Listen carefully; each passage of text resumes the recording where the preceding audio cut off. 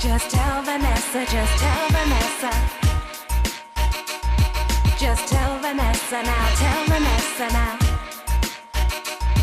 Just tell Vanessa, just tell Vanessa. Welcome to another edition of Tell Vanessa. I'm your host, Vanessa Cruikshank, and we have another fun-filled show where current affairs meets reality talk. Each and every week we cover an interesting topical debate, highlight a community issue or business, and I share your dilemmas. And then we finish with some good music. So sit back, relax and enjoy Tell Vanessa. Just tell Vanessa, just tell Vanessa. I'm sitting here today in the House of Love this weekend. I'm at Love-A-Lution and I'm here with the brainchild, Menelik Shabazz. Thank you for having me. Thank you for the opportunity, Vanessa. Tell me, why did you decide to do a day all about love? Because I did a film, Looking for Love, and out of that, people were wanting to talk and wanting to open, because the film opens you up to looking at your emotions and stuff. And so the next thing was, how do we then create another event, or how do we deal with that emotion in the real world? And so it's really about creating environments which was to bring out the issues, bring more love, because love is a fundamental thing to us, but yet in a society, love doesn't have much of a value, and yet it's the thing that we need the most. And so this event is really concerned with raising the vibration of love in our community and in all communities in this country, and to show that love is a power force. It's not just a kind of romantic thing, and that, you know, because, you know, for women they might embrace some of it, but for the men, you know, when you talk about love, it's like, it's like, you know, and I'm trying to move away from this kind of idea of love as a kind of, you know, you're weak or you're soft or it's emotional, but to really be a power force for change. And, you know, recently we've seen the passing of Muhammad Ali, and he was the epitome of love, you know what I mean, in all his aspects. So that's kind of what we want to bring more of that in the community. So what's going on today? What stalls, what things are happening here today? Today we have a number of workshops to do with, I'm doing one on Men Talk. And what's that going to be about? I'm not sure yet. As it comes, as it flows. It's just sharing my wisdom and knowledge as a man who's kind of gone through life a little bit. And so that's a Men Talk session. Jackie Holder is doing a journaling workshop, which is to do with showing how you can write, or through writing, how you can, you know, offload a lot of the baggage that you know, that you carry, or we carry. There's also Nigel Beckles, who's doing relationship mistakes workshop. You know, what are the relationship mistakes? And Maeve Crawford is doing Finding Your Soulmate. You know, and so there are different workshops to do with relationships, to do with love, to do with self-love.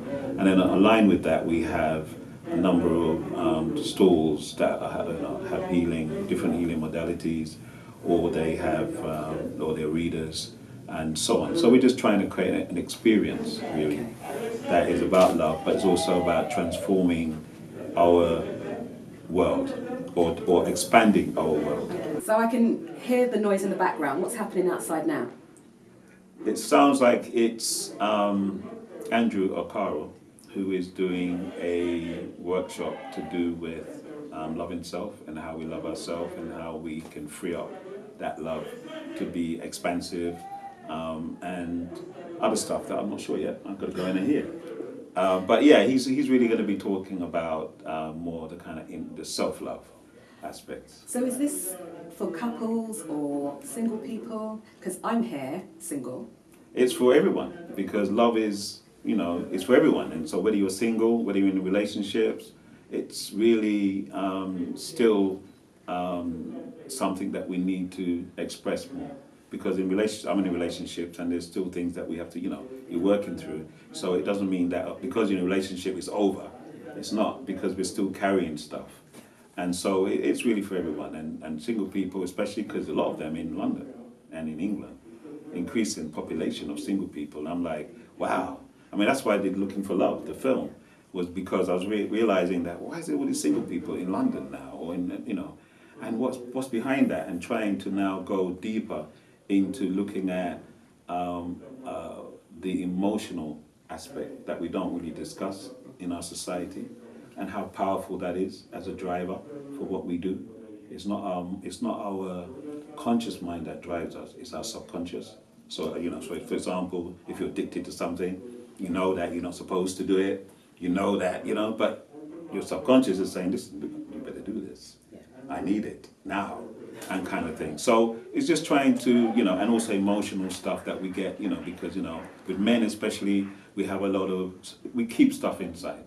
We don't share, and so it might burst out in anger, or just, you know, might burst out in depression, or it might burst out in someone. What was I going to say? It will burst out, like for example, we saw last year when the plane from the pilot in Germany, he decided to down the plane with all those people because he had emotional issues. So these are powerful things, and yet, where do we discuss this in the society? At the moment, at Love-A-Lution. At Love-A-Lution is where we start. So that's what it's about, bringing all of that into the mix. So this is the first one? Yes, this is the first one. So are you going to do any more? Is any more happening? Oh yeah, we have big plans. This is just a baby that's just come out. And so there are lots of plans for Love-A-Lution. That's not just even UK, it's even beyond that. So if anyone wants to get more information about Love-A-Lution, where do they need to go? They can go on our Facebook page, Love-A-Lution. We have, because there's a few other Love-A-Lutions, we have the symbol of the hand with the lotus flower. So look for that on Facebook under Love-A-Lution, or they can contact us via your channel. In my time, love was something to aspire to, or you want to become and you want to be part of, and it, you know, was exciting. Maybe it's when I was younger, I don't know, it was feeling that way. But the thing is that we're not feeling that kind of love anymore, and people don't respond to love in that same way. But, you know, if I did a phone call looking for sex, then I would have got a lot more vibrant response. So it seems to me that people are vibrating more on that level than the idea of love, because love seems to be heavy. It seems to carry a lot of things. And so what we're trying to do is free up and also understand that love is a power force that exists within all of us. That is what makes us who we are. And the more power that we can generate from within us, the more we can transform ourselves and transform our world. And so Love-A-Lution is really about bringing a change. So I'm here at Love-A-Lution, and I'm in the healing room. And I'm here with Naomi, Teresa, and Susan. So ladies, can I ask you, why are you here at Love-A-Lution? We've come to practice healing today, and anyone that wants to try out healing, we're here to explain how healing works as for therapists. We're hoping anyone that would like to come along and have healing today, and you can see how we work, because it is not, well, at the moment it's still hard to get the healing out there to the general public, but it can work very well with cancer patients, which I work with a lot. It takes the pain away when morphine's not working. And I also send healing around the world as well, and it's received. And also I'm a psychic surgeon. What's a psychic surgeon? Well, we can operate without actually going into the body with instruments by taking illnesses and symptoms away. If it's gallbladder, we can go in and take the stones out with our psychic powers and our psychic surgeon guides that we work with. And you've actually done that? Yes. Wow, and it's Work with successful, cancer yeah? patients as well, yeah. Gosh, it's amazing. And what about you, Susan? What's your role here? I'm a healer, using spiritual energy, just using the source, and it's just very basic, very simple technique of, you know, rebooting the whole body, chakra points, and just giving, it's just a way to relax the client. They have a busy week, they come in for a whole half an hour, £10, and just relax. And you do another profession as well, don't you? Yes, my day trade is social worker in Brent, and then this is my other side of me. So do you use some of the healing with the social work? So I do a lot of my work when I'm doing my social work, so it's invisible, but it's doing it while I'm doing my work. Sounds brilliant. And sometimes I support Susan in her work. She phones me and I give her answers to when she needs help with the Yeah. patients and clients. I get kind of overview of what's going on. It's quite amazing. And Naomi, Yes. what's your role? Here, also as a healer, and I was saying that healing modalities come in many ways, in many different forms, depending on the individual, the channel, which is what I am, of energy, and depending on which energies are suitable for the individual, their soul, because one is healing the soul, not just the physicality. You have to heal the soul, which permeates through the actual physicality.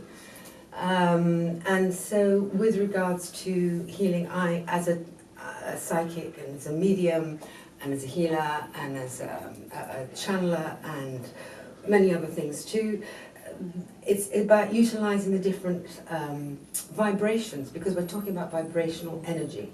And I work with Skype all over the world, I've done, but I've worked internationally as well. The reason I'm here today is to literally share the love, share the healing for those that need it. Everybody needs healing. You can never have enough healing, because we're talking about the individuals, maybe their life now, but also depending on, if you like, their soul group, from where they've come from, their culture, how they're living in a particular area within the world, and then the city in which they're living in. So and moves on in the country they're living in. So I do a lot of healing, absent healing, also healing the planet.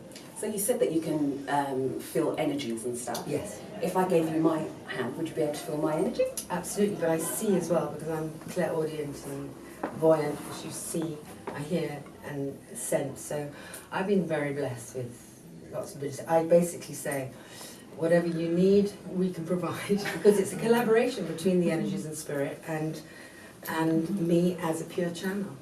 Okay. Well, I'm going to give you my hand and you tell me what you can feel.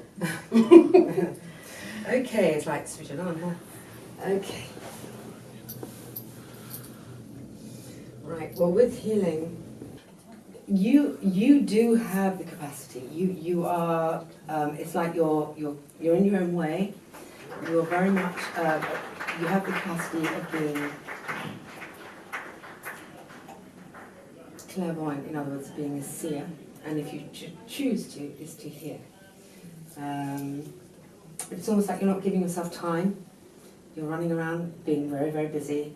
So you think, well, I'll do that later, I'll do that later, I'll do that tomorrow, I'll do that tomorrow. I am very, very busy.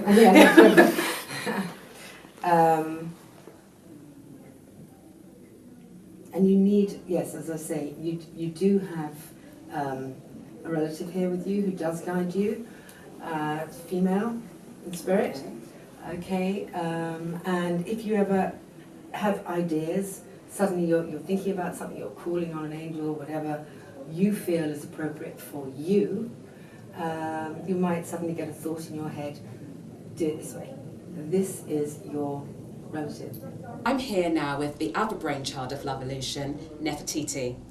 Hello. Hi, pleased to meet you.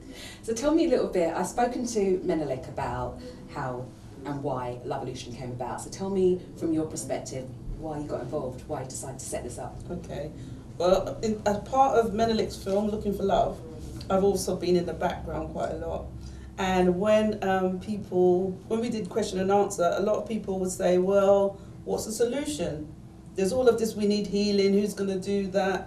There's a lot of issues in the community. And a lot of, we seem to be in a state where we're always talking about the issues. We need to do, So the solution part of it, with the solution part came Love-A-Lution. So for us, that was a part of the solution. What can we do to start the healing process? Because we're all suffering from a kind of pain. Yeah. And you see that in society, you see it with the young men that are killing each other, you see it with the amount of suicides there are, with young people and older people, you see it with the amount of anorexia, bulimia, I can't pronounce it. Bulimia that's going on. So it's seen, and there was something in the papers that talked about the depression levels and anxiety. So we're more and more, we're getting anxious, we're getting depressed. So how are we going to solve it? So that's how Love-A-Lution began. I am a psychic healer, I'm a counsellor, an ex-social worker. And when I started doing counselling, I realised that a lot of people had issues that they weren't solving. And then they were coming to counselling, especially Caribbeans, African and Caribbean people. We were coming to counselling, we'd have 1 or 2 sessions and not turn up because the pain was so much. We didn't really, when you start to open up, it becomes overwhelming and you don't want to come back. So what are you actually doing here? So what's your role here? Are you actually got any workshops going on here yourself, or you talking? Or, yeah. Well, what I do, I have a book that's coming out called Shine Your Divine Light, before I forget. Wow. And that's all about my journey. Okay. And how I came through all of my issues in relationships, growing up with my parents, and my solutions to life. Why I'm here, I'm part of the foundation. So myself and Menelik do Love-A-Lution. I do meditation, so I'm going to be running my meditation CD a bit later on. Okay. And it's just about coordinating everything together. So getting the stalls right, the healers right. So everything's kind of working in balance and creating the atmosphere, which is most important. This has been a truly lovely and uplifting day, one that's been about positivity. Love-A-Lution is more than just the day, it's a movement, bringing peace, love and harmony back into the community. So when the next Love-A-Lution comes about, whether you're single, in a relationship or just need healing, come down and support this movement. You will definitely have a good day. Just tell Vanessa, just tell Vanessa. I need a plumber and a gardener too.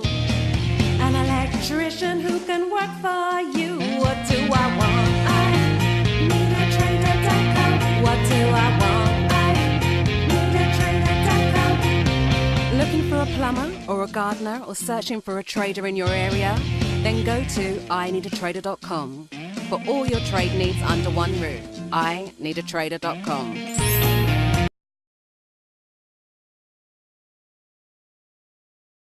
Just tell Vanessa, just tell Vanessa. Each week we highlight a community business or a community issue, and this week we're focusing on a London business. I'm sitting here with a truly inspirational lady who started an amazing company called It's My Magazine. So I'm here with Krystle Downie. Hello Krystle, so tell me a little bit about It's My Magazine and what's the inspiration behind it. Well, Vanessa, It's My Magazine. We capture people's weddings or their special events within their own luxury magazine heirloom.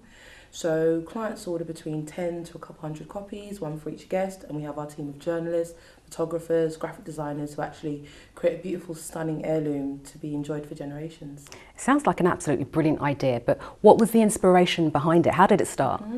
Well, initially, my great-grandmother grew up in St Anne's, Jamaica, and she was actually best friends with Bob Marley's mum. Okay. And so she had all these stories about this little red-skinned boy running around the district, and apparently he used to read palms till the age of 5 very well until he predicted his own death, and that scared him so much he never did it again. So she had all these stories, and I thought there has to be a way to capture it without being ultra-rich or ultra-famous.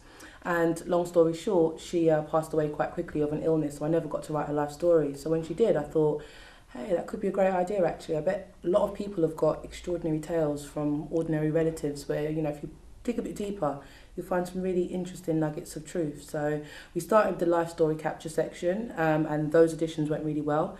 And then we expanded it to the wedding market because we thought traditional albums are sorely lacking when it comes to actually documenting the whole experience. So what's the difference between having a photographer at your wedding and having a magazine? Well, we still use the same resources, so we either use our clients' photographers or one of our own. And but the difference is that most photographers, they finish at the first dance, which is usually around 7 to 9 p.m. But if you've hired the venue till 3 a.m, that's all those hours that's uncovered because your album stops at that point. Whereas with It's My Magazine, we capture anyone's pictures from your friends, family, Facebook, so you get that whole experience documented. We do quirky articles like Style File to see what your guests are wearing. We do On This Day in History to find out what interesting things happened on that day in history throughout history. So we do other elements and we capture everything from meeting to, you know, your childhood, hen and stag night, the big day, your honeymoon, so your whole story gets captured, which is a bit more unique. So this sounds brilliant, but it sounds like it doesn't only have to be a magazine just for the wedding. Is that true? Very true, very true. So, I mean, we have commissions for It's My Baby, It's My Bar Mitzvah, It's My Birthday. So if you're, celebrating a beautiful event of any age, any type of event, anniversary, we can still be really relevant. And it's just a lovely memento, a nice keepsake for your family. So your company was nominated for an award? Yes, we were, by the British Design Council. We were nominated and we were in the top 3 of the UK's most innovative new businesses. So that's really good because it is a great idea, and a lot of people, once they hear about the idea, they're like, oh wow, I never thought of that. And so I think it's resonating with a lot of people. So there'll be a lot of people out there listening and thinking, how could they go about starting their own company? Mm-hmm. How did you actually start? Oh, well, we obviously had the idea, but the actual cash flow behind it, we were on a game show called £1 Million Job. Oh my gosh, really? Yeah, so that was really good. I literally, one day I was watching telly and Davina McCall said, if you think you can do better, apply. So I thought, yeah, it's not going to happen. But within 2 weeks, we were actually on the show. Wow, that's quick. So yeah, it was really great. So it was a great experience. And Davina said at the time, what would you want to do with the money? My mum and I were both on the show. So we basically said start our business. So from there, we've literally, not looked back. So it's been amazing. So this is a mother and daughter team. It is. Yeah? It is. So I work with Mummy Dearest. Lovely. So how's that working out for you? Yeah, it's great. It's good. She's very practical, whereas I'm a bit more creative. So the two of our heads fused together. It really works well. And because obviously the family business started with a family concept, it's always nice working with someone that you can trust to actually get the job done. So if somebody now wants you to commission this magazine for them, what do they need to do? I'd say just contact the website, www.itsmymagazine.com. Let us know your brief in terms of what your event is. And if you have a photographer, we can work with your photographer. You literally just send us the pictures digitally. Or we've got our own photographers as well. So it depends on how they want to work. And then we can just literally go from there and commission their own story. And how much notice do they need to have? We're quite flexible. I mean, photography, wedding photographers get booked up about a year in advance, but for sort of birthdays, bar mitzvahs, anything that's sort of midweek, it's a very quick turnaround. In terms of when the event happens and when you get your heirloom, it's about 6 weeks. So we normally have the interviews and stuff with our journalists that happen before the wedding day or before the big event. Then afterwards, we just literally get the magazine designer to start creating the page layouts. Okay, it sounds brilliant. So this was Krystle Downie talking to us about It's My Magazine. If you want to find out some more information about this, go to tellvanessa.com. Just tell Vanessa, just tell Vanessa. Welcome to another edition of Dilemma, and we have a juicy dilemma for you today from a guy called Michael. Michael's been with his girlfriend for the last 3 years. They've only been living together for the last 6 months. Michael's girlfriend works nights in a care home, or so he thinks. Anyway, one night he couldn't sleep, wakes up and decides to open the window to get some fresh air, and he sees his girlfriend sitting in the car, but he can't quite make out what she's doing. So the next night he gets up, positions himself near the window so he can see the car. The car pulls up and he sees his girlfriend changing into her nurse's uniform.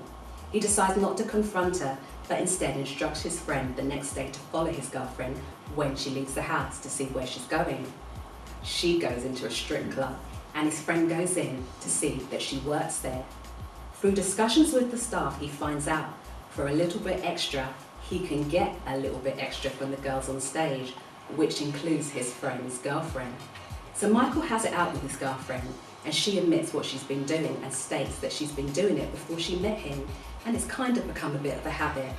Michael decides to break up with his girlfriend. So where, you may ask, is the dilemma? Well, 6 months has passed and his ex wants him back. He misses her and wants to know what we think. Should he give love another try? No, no, no. Forget love. This is about trust and honesty. Love doesn't come into this. She lied effectively for 3 years, and she's obviously a good liar, as you never had a clue. The fact is, she never told you. You found out. She may be the loveliest girl in the world, but the truth is, can you trust her? I think not. So my advice is, time is a good healer, stay away. But like I say every week, this is just my advice, so let's take it to the streets and see what they think. No, not well. I'm not really sure if she's doing things on the side, what else is she doing? How can she know? If they miss each other, I think they should be together, even though she's been stripping. Yes, I mean, I think, obviously something they should discuss together. Ladies, I've told you all about Michael. So now what do you think? Should he stay? Should he get back with his girlfriend or not? I don't think so. Have they talked? Did you talk to her about it? I don't remember.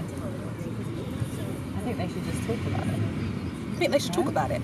Yeah. I think they've already talked about it. Have they? Well, if he's established that she's lying about her job, lying to him about what she does, putting on a fake uniform, she's clearly living another life. I think it sounds a bit dodgy. I think time to move on. Time to move on. Yeah. Yeah? More fish in the sea. You've heard it here, Michael. It's time to move on. Yeah, I think they need to chat about it, face to face. I don't think it's a decision he can make without confronting about it properly. Yeah, maybe it's more story. Yeah, and finding out why she's doing it and why she was She afraid said to tell. Or it's been more of a habit. And she's told him this. No, it's more he of a found habit. out. But how does he know it's a habit? Because she told him. Why is she hiding it? See, that's what he needs to find out. Just tell Vanessa, just tell Vanessa.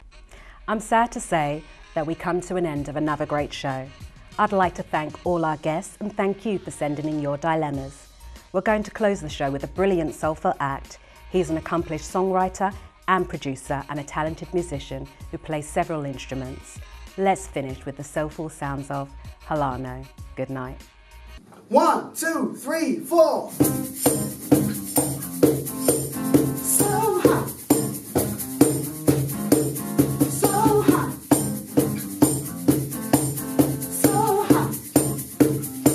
'Cause you could be so hot. Girl, you could be hot. 'Cause this should be your heyday. But you want it, baby. About yourself, I try to lie. Telling that you are smoking, but you think I'm joking. Controversy, I'd be where you at. I never thought I'd make it, but I had to fake it. Till I got there, I see you like that. 'Cause baby, you and me started cruising on it. But I didn't wanna stop telling me that you're not the kind of girl who only cares what people say. You could be the one if only you become the kind of girl who wants to be here.